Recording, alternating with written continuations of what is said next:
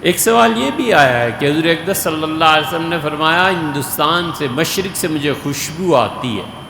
سب جھوٹ ہے۔ یہ حدیث یہ بنیاد بنائی ہے کہ حضرت مہدی جو ہیں وہ پاکستان سے یا افغانستان سے جائیں گے اور یہاں کی فوجیں ان کے ساتھ جائیں گی، اور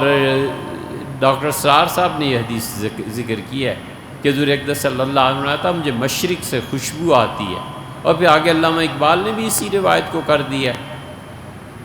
کہ میرے عرب کو آئی ٹھنڈی ہوا جہاں سے، میرا وطن وہی ہے، میرا وطن وہی، سب جھوٹ ہے، سب جھوٹ ہے۔